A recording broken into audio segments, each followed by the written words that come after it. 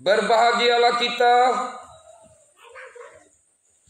yang selalu rindu membaca firman Tuhan. Rindu ada dalam persekutuan untuk mendengar firman Tuhan, merenungkan, dan akhirnya menjadi pelaku-pelaku firman Tuhan. Shalom. Kekasih-kekasih Tuhan, tema dari firman Tuhan adalah gereja dan disabilitas. Apa itu disabilitas?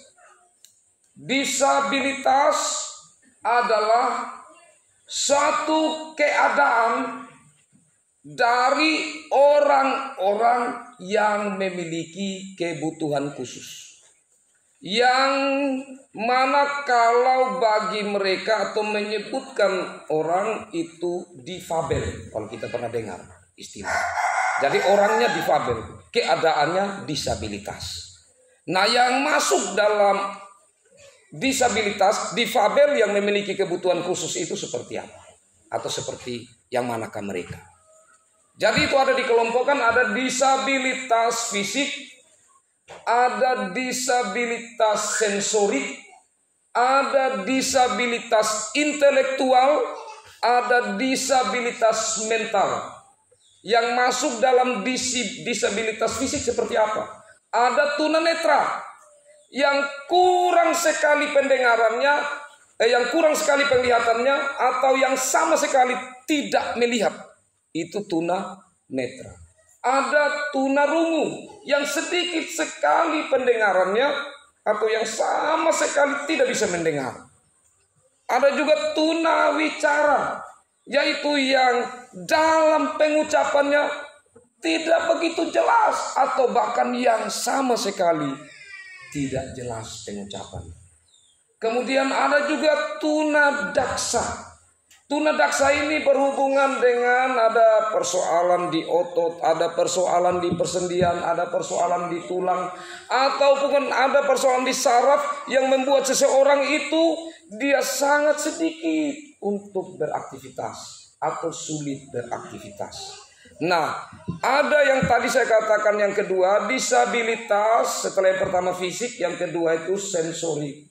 Sensorik ini itu penyebutan untuk dua disabilitas sekaligus, yaitu untuk yang penglihatannya atau tunanetra itu kurang begitu jelas, ya, kurang sekali, dan bahkan sama sekali tidak bisa melihat. Dan yang kedua yang pendengarannya, jadi sensor bagian mata, bagian telinga, ya, itu sensor. Kemudian intelektual itu yang dia ingatannya itu dia sulit sekali untuk mengingat dia sulit sekali. Kita omong begini baru berapa menit dia lupa. Omong begini, ya itu berkebutuhan khusus. Ya. Atau yang kalau belajar itu lambat sekali untuk dia mengerti, untuk dia pahami sesuatu. Itu yang intelektual. Dan yang terakhir yang mental. Itu seperti orang yang dia karena pernah dibentak ya dengan keras berulang-ulang, akhirnya dia mulai besar, dia takut mau buat apa, karena takut salah, takut dibentak. Dia akhirnya harus diberi kebutuhan khusus. Atau untuk satu kejadian tertentu dia mengalami yang orang biasa bilang itu fobia berat begitu. Yang ketakutan yang sangat luar biasa. Mungkin dia pernah melihat orang yang dibunuh dan itu terus tidak bisa dia lupakan, membawa ketakutan tersebut. Nah, ini yang disebut mereka sebagai difabel yang memiliki kebutuhan khusus atau disabilitas. Nah, kekasih-kekasih Tuhan, bagaimana cara pandang gereja atau saya dan saudara-saudara sebagai pengikut-pengikut Kristus? Dengan cara pandang Allah. Kenapa perlu kita memberi perbandingan itu? Karena kita belajar bersama dari bagian firman Tuhan ini. Bagaimanakah tentang cara pandang? Di sini ada difabel yang memiliki kebutuhan khusus, yaitu adalah seorang tunanetra. Ya. Waktu Yesus sedang lewat, ia melihat seorang yang buta sejak lahir. Yesus waktu saat itu berjalan, di belakangnya murid-murid mengikuti. Kalau Yesus berhenti, murid-murid berhenti. Kalau Yesus lihat di mana, mereka juga akan lihat di situ. Apa yang Yesus lihat? Saat Yesus melihat seorang yang berkebutuhan khusus, seorang yang buta, bukan buta karena kecelakaan atau karena dia sudah lahir, dia buta. Artinya beberapa waktu kemudian karena celaka, karena bagaimana dia buta. Karena kalau yang seperti itu sakit. Tapi ini orang yang sejak lahir sudah buta. Dan Yesus melihat. Bagaimana cara Yesus melihat? Dengan cara murid-murid melihat. Cara Yesus melihat secara aktif. Cara murid-murid melihat secara pasif. Cara Yesus melihat secara positif. Cara murid-murid melihat secara negatif. Kita lihat. Waktu murid-murid melihat, apa yang mereka katakan? Murid-murid ayat 2 bertanya kepada Yesus, Rabi, siapakah yang berbuat dosa? Orang ini sendiri atau orang tuanya sehingga ia dilahirkan buta? Bayangkan Bapak Mama, itu yang ada dalam pikiran murid-murid. Ini orang, ya, ini apa yang murid-murid sampaikan mewakili orang banyak. Memang cara pandangnya waktu itu seperti itu. Ini orang Yesus, ini dia yang berdosa sehingga dia buta, ataukah memang sudah dari dalam kandungan atau orang tuanya yang berdosa? Wah, ini cara pandang manusia, Bapak Mama. Melihat sesuatu, cara pandang manusia seringkali akan melihatkan status, apalagi dia seorang pengemis, akan melihat dari sisi keberadaannya. Nah, Bapak Mama kekasih Tuhan, mereka sungguh mengharapkan satu jawaban. Dan orang banyak waktu itu sedang melihat Tuhan Yesus mau jawab apa. Kalau Tuhan Yesus bilang begini, ini dosanya sendiri, tidak mungkin. Karena bukan dia celaka, tetapi sudah dari lahir, berarti dia sudah buta sejak dalam kandungan mungkin. Karena waktu dia lahir sudah buta. Berarti bukan orang ini yang berdosa. Nah sekarang mereka mau mendengar, berarti mungkin kemungkinan besar jawaban Yesus orang tuanya yang berdosa. Mama, mari kita lihat apa jawaban Yesus. Ayat 3.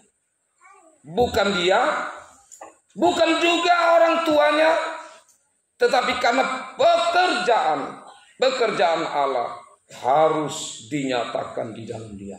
Wah, suatu jawaban yang muncul dari hikmat yang sangat tinggi. Bagaimana mungkin ada pertanyaan yang membutuhkan jawaban dengan dua pilihan, tetapi dua-dua itu sama sekali bukan menjadi jawaban. Tuhan Yesus memberikan satu jawaban yang tidak pernah mereka pikirkan. Dan yang sangat tinggi, sangat membutuhkan untuk mereka mengerti. Dan sebentar akhirnya mereka kalau membuka diri, kalau tidak mengeraskan hati, mereka pasti akan mengerti apa jawaban atau maksud dari jawaban Yesus. Kita lanjut ke kasih Tuhan. Kita harus mengerjakan pekerjaan Dia yang mengutus aku selama masih siang. Akan datang malam di mana tidak ada seorang pun yang dapat bekerja. Selama aku di dalam dunia, akulah terang dunia. Siapa kau? Itu orang waktu itu tahu Yesus itu adalah anak dari Yusuf dan Maria. Yesus bukan anak tunggal. Yesus punya saudara-saudara. Seperti yang tulis kitab Yakobus. Itu salah satu saudara Yesus. Karena Maria, dia kemudian setelah Yesus lahir, dia menjalin hubungan suami istri dengan Yusuf. Dan akhirnya melahirkan anak-anak. Dan ada lagi adik-adik dari Yesus Kristus. Nah, kekasih Tuhan. Maka di sini, di saat Yesus mengatakan, akulah terang dunia, maka semakin panaslah mereka. Bapak Mama, apa yang sebenarnya terjadi? Karena mereka iri. Hikmat Yesus dalam mengajar luar biasa. kata-kata Yesus, dan banyak orang yang mengikuti dia dan percaya terhadap apa yang Yesus katakan. Ini yang membuat para ahli Taurat, yang membuat orang-orang Farisi semakin dan semakin membenci Yesus. Apalagi saat Yesus mengatakan, akulah terang dunia. Wah, itu seperti wajah dari nenek moyang mereka, yaitu Kain. Yang saat dia melihat adiknya itu persembahannya berkenan ke di hadapan hadirat Tuhan, maka mukanya muram, hatinya apa? Panas. Muka mereka menjadi jelek saat Yesus mengatakan begitu. Saya bayangkan, hati mereka panas. Kenapa dia bisa berkata seperti itu? Kekasih Tuhan. Setelah ia mengatakan semuanya itu, ia meludah ke tanah dan mengaduk ludahnya itu dengan tanah, lalu mengoleskannya pada mata orang buta tadi. Lalu berkata kepadanya, pergilah, basuhlah dirimu dalam kolam Siloam. Siloam artinya diutus. Maka pergilah orang itu, yang membasuh dirinya, lalu kembali dengan mata sudah melek, sudah terbuka, sudah melihat. Bapak Mama, kenapa cara pandang murid-murid orang lain saat itu sungguh berbeda dari cara pandang Yesus? Karena Yesus adalah Allah. Karena Yesus adalah pencipta. Waktu Allah menciptakan manusia, Allah bilang apa? Di kitab Kejadian, baiklah kita menjadikan. Siapa yang ada di situ? Ada 3 pribadi. Ada Bapa, Anak, Roh Kudus. Di saat di kitab Perjanjian Baru dalam kitab Yohanes ayat-ayat pertama, di situ disampaikan pada mulanya firman itu adalah Allah, firman itu bersama-sama dengan Allah, dan tanpa dia tidak ada sesuatu pun yang jadi. Artinya penciptaan dilakukan juga oleh firman, yaitu Yesus Kristus. Kekasih Tuhan, Yesus Kristus, dia melihat orang ini adalah gambarnya, adalah ciptaannya. Aduh, gambar ini gambar saya. Ini yang saya cipta. Ini orang yang bernilai. Orang ini berharga. Orang ini tidak sama meskipun 10 kilo emas. Berapa puluh miliar uang, orang ini lebih berharga. Karena dia manusia. Karena dia adalah gambar saya. Karena dia adalah ciptaan saya. Cara pandang dari Yesus sudah berbeda.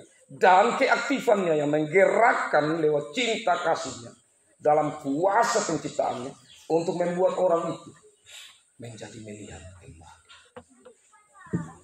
Hal yang berikut, Bapak Mama kekasih Tuhan, mari kita melihat bagaimana sampai orang itu melihat kembali. Ada proses. Yesus meludah ke tanah. Ludah itu diaduk, dicampur dengan tanah. Kemudian itu diambil dan dioleskan ke mata orang yang buta itu. Setelah itu Yesus bilang, kau pergi cuci muka di kolam Siloam. Ya, kemungkinan besar jaraknya tidak jauh, beberapa meter dari tempat kejadian. Orang ini waktu Tuhan Yesus oles, dia tidak marah. Dia tidak bilang, kenapa kau oles sampai mata? Kenapa kau kotor sampai mata? Dia bersedia. Tuhan Yesus melakukan sesuatu pada dirinya. Dia bersedia. Ini modal pertama seseorang untuk mengalami hal besar dalam hidupnya. Bersedia menerima Tuhan melakukan apa dalam hidup. Yang kedua, dia melangkah, suruh dia basuh muka di sana. Dia tetap ikut. Saya tidak terlalu tahu motivasi dia ikut itu. Apakah dia bilang, tidak sulit juga yang biasa ikut saja. Mau dia jadi apa sebentar kalau melihat ya melihat. Tidak tahu dia punya pikiran apa. Tetapi di sini tentunya dia melakukan sesuatu. Dia tetap melakukan. Dia tetap taat dalam proses itu. Tidak jarang kekasih Tuhan. Orang memikirkan harga diri. Orang memikirkan sesuatu kalau dia sudah orang besar. Kenapa dilakukan salah yang sepele? Bapak Mama dalam cerita 2 raja-raja kita ingat seorang panglima perang bernama Naaman. dari kota Damsyik. Dia kemudian menderita penyakit kusta. Dan saat itu dia kirim surat.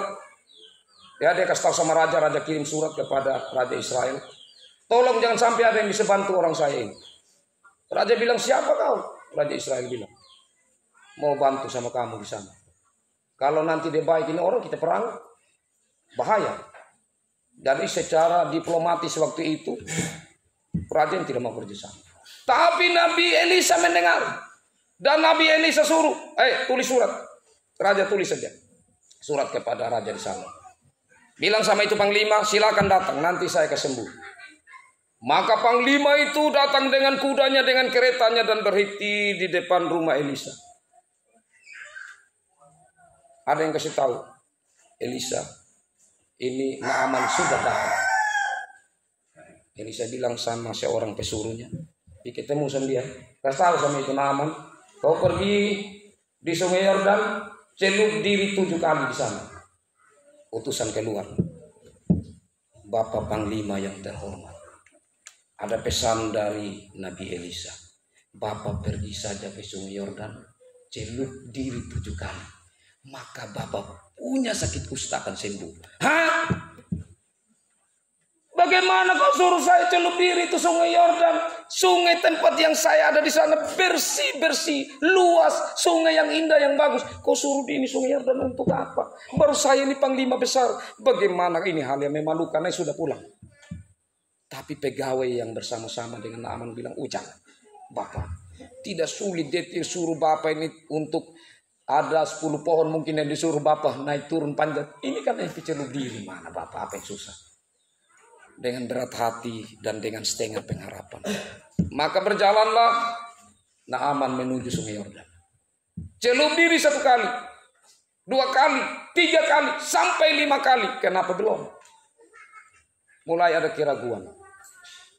Tetapi dengan sedikit harapan, dia celup lagi.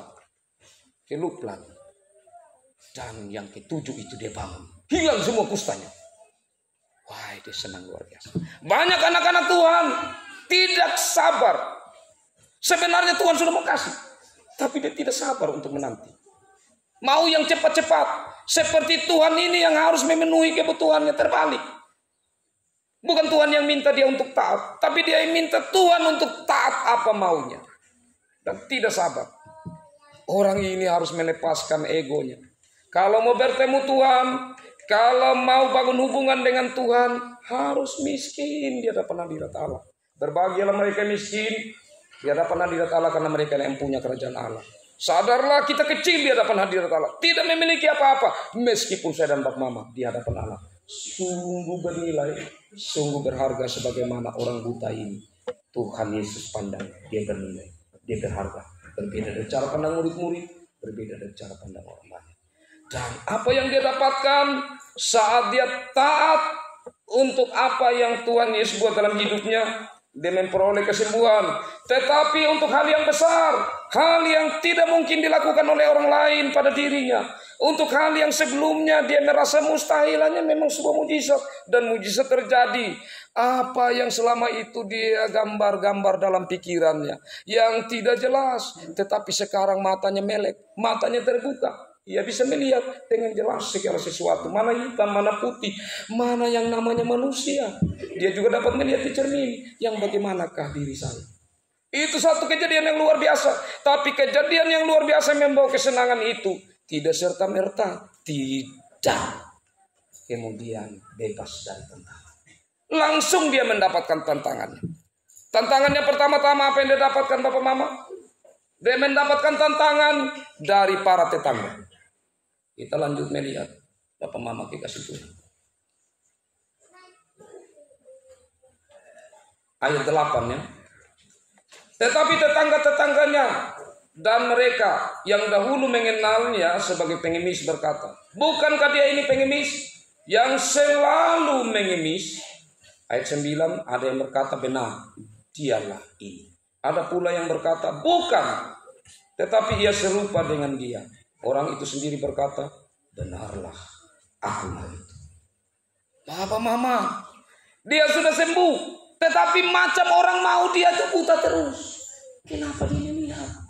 Iri hati, tidak senang, tidak bersuka cita dengan orang yang bersuka cita, malah rasa menderita kalau orang bersuka cita, merasa senang kalau orang itu susah. Apa mama kasih Tuhan? Orang yang mendapat tantangan yang besar, orang seperti tidak percaya, tetapi yang negatif, orang seperti tidak mau, dia melihat kembali. Siapakah dia? Pengemis itu. Pengemis ini seperti banyak sekali kembarnya. Tapi kalau orang yang besar, orang yang kaya, dia merasa tidak ada yang sama. Tapi dia melihat pengemis ini banyak yang begini. Banyak. Oh, serupa, mirip dia, bukan dia kan. Tapi mereka penasaran, langsung tanya. Engkau kan yang pengemis itu yang buta? Sudah buta pengemis lagi. Wah, luar biasa mereka punya pandangan terhadap orang itu. Statementnya terhadap dia. Tapi kemudian dia katakan dengan tulus, akulah orang itu. Nah, dikasih Tuhan. Selanjutnya kata mereka kepadanya, bagaimana matamu menjadi melek? Nah, ini juga sebenarnya ada dampak negatifnya. Orang mau cari tahu secara mendetail. Ya. Apakah jangan sampai engkau membayar seseorang dengan uang yang mahal? Apakah engkau melakukan sesuatu yang curang? Ataukah bagaimana? Masih ada dalam hal-hal negatif. Mereka mau mencari tahu secara terperinci. Dan itu saya pikir seringkali mewakili manusia pada segala zaman sampai masa kini. Jawabnya, ini dia cerita dengan mendetail. Dan cerita yang mendetail ini dia akan berulang-ulang sebentar. Orang yang disebut Yesus itu mengaduk tanah, mengoleskan pada mataku dan berkata kepadaku, pergilah ke Siloam dan basuhlah dirimu. Lalu aku pergi dan setelah aku membasuh diriku, aku dapat melihat. Dia mendetail, dia ceritakan itu. Lalu mereka selidik lagi. Lalu mereka berkata kepada, di manakah dia? Jawabnya, aku tidak tahu. Lalu mereka membawa orang yang tadinya buta itu kepada orang-orang Farisi. Dia dapat tantangan lagi kedua. Ini baru tetangga, baru orang-orang biasa. Bawa kepada orang Farisi. Nah, biasanya bapak mama kalau orang yang berkebutuhan khusus, ya, apalagi kalau yang sakit kusta, setelah mereka sembuh, mereka harus menghadap ahli Taurat, orang Farisi untuk menerima surat bahwa mereka sudah sembuh, dan surat itu menjadi bukti kalau ada orang yang dekat-dekat dengan mereka. Bukan kau kusta, sudah ada surat, saya sudah sembuh. Ada legalitas. Ada yang sah, yang saya sembuh. Kalau orang kusta, dia masih kusta, ya. Tapi dia jalan di tengah orang banyak, dia belum sembuh, dan orang tahu ini orang kusta, orang siksa hampir mati sembuh. Jadi surat itu sangat penting. Dan orang ini tentu selayaknya, yang lain sesuai aturan maka dia harus pergi ke orang Farisi, menghadap di sana. Dan orang Farisi secara teliti, dan secara emosi yang besar. Kenapa emosi yang besar? Karena hari itu adalah hari Sabat. Siapa yang menyembuhkan engkau? Dia bernama Yesus. Bagaimana dia menyembuhkan engkau? Dengan kuasa apa dia menyembuhkan engkau? Saya tidak tahu. Yang saya tahu, saya sembuh. Tidak jelas. Panggil orang tua. Bapak mamanya datang. Apakah anak ini adalah anak kalian? Ya, bapaknya bilang. Saya punya anak. Apakah ini anakmu? Karena dia pasti kalau mama kami yang melahirkan. Benar, saya yang melahirkan dia. Dan dia lahir memang buta dari lahir. Dan inilah anak saya. Kalau begitu, katakan bagaimana bisa dia sembuh. Kami tidak tahu. Kalau mau tanya langsung sama dia, kan dia sudah besar. Kenapa? Apa betul orang tua tidak tahu? Kalau firman Tuhan tadi, tahu. Kok tetangganya saya tahu, mana orang tua tidak tahu. Dia sudah pulang rumah, sudah jalan-jalan, tetangga banyak sudah lihat, sudah gosip sana sini, sudah tahu. Tapi kenapa orang tuanya takut untuk berbicara Bapak Mama kekasih Tuhan? Tidak berani untuk menyampaikan yang benar itu. Nah, kekasih-kekasih Tuhan, kita akan melihat ayat-ayat selanjutnya yang tadi sangat jelas di ayat 20 ya. Dan selanjutnya ayat 20. Jawab orang tua itu, yang kami tahu ialah bahwa dia ini anak kami dan bahwa ia lahir buta. Tetapi bagaimana sekarang ia dapat melihat kami tidak tahu. Dan siapa yang memelekkan matanya kami tidak tahu juga. Tanyakanlah kepadanya sendiri. Ia sudah dewasa. Ia dapat berkata-kata untuk diri sendiri. Tapi ayat 22 ini lebih jelas. Orang tuanya berkata demikian karena mereka takut kepada orang-orang Yahudi. Sebab orang-orang Yahudi itu telah sepakat bahwa setiap orang yang mengaku dia sebagai Mesias akan dikucilkan. Orang tua ini memilih aman, play safe. Kalau kita biasa dengar, bermain aman. Tidak mau untuk bermain ke kiri, bahaya. Bermain ke kanan bagaimana? Bahaya. Akhirnya cari jalan aman, play safe.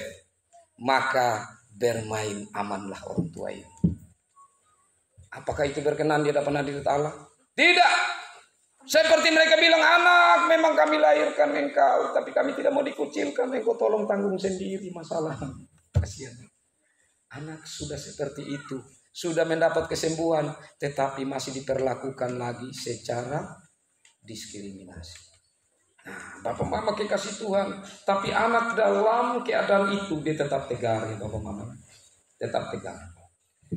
Karena itu berulang kali dan ayat 24 lalu mereka panggil sekali lagi orang yang tadinya buta itu dan berkata, katakanlah kebenaran di hadapan Allah.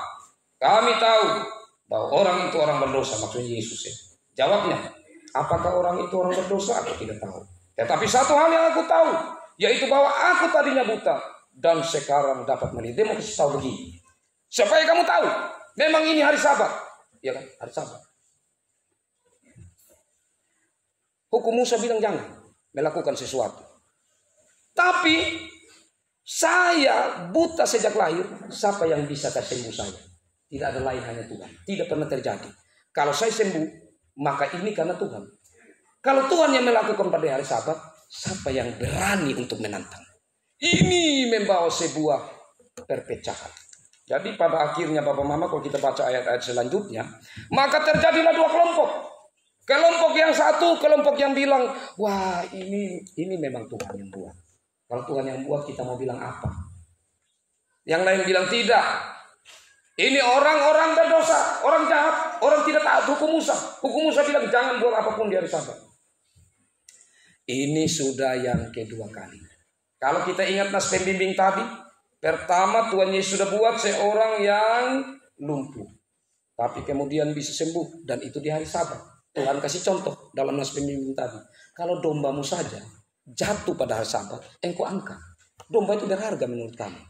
Tapi manusia pada hari Sabat disembuhkan, kamu pertanyakan mana lebih berharga, domba atau manusia? Tapi mereka memang tadi muka jelek, muka muram karena iri, hati pak, maka mereka tidak mau lihat kebenaran. Kalau begitu Tuhan Yesus bilang apa di terakhir Bapak Mama?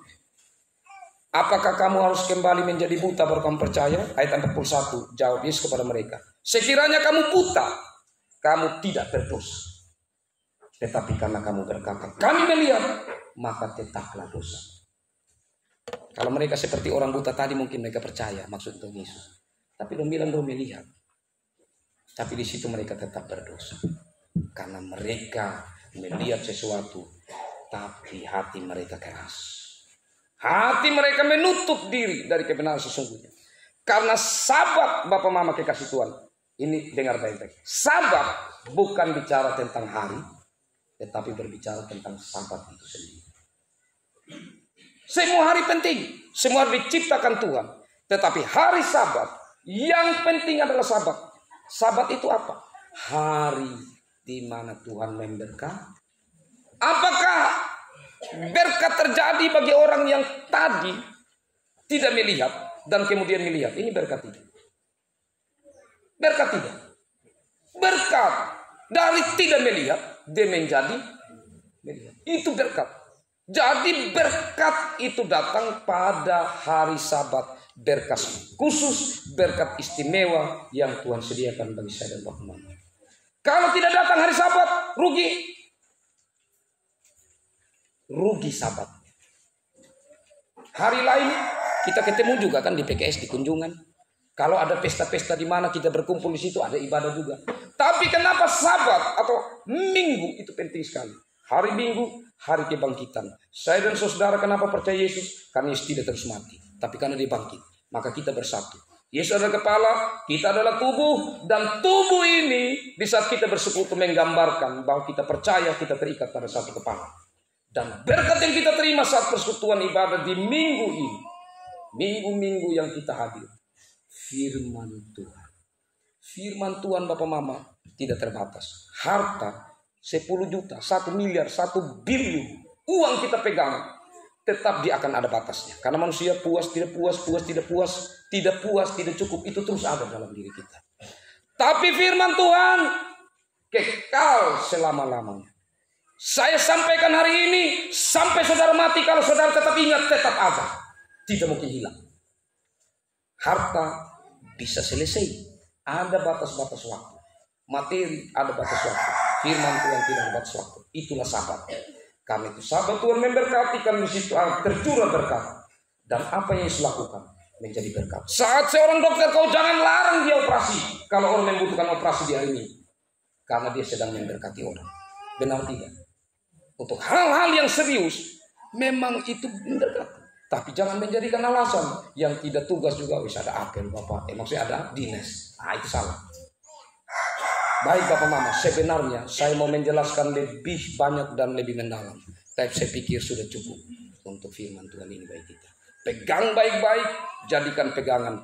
Cara pandang saya dan saudara terhadap sesama akan menentukan bagaimana saya dan saudara bersikap. Saya ulangi kalimat ini. Cara pandang saya dan saudara kepada sesama akan menentukan bagaimana saya dan saudara bersikap terhadap sesama itu. Pakailah cara pandang Tuhan. Maka itulah yang berkenan dalam hidup kita. Tuhan memberkati saya dan saudara semua.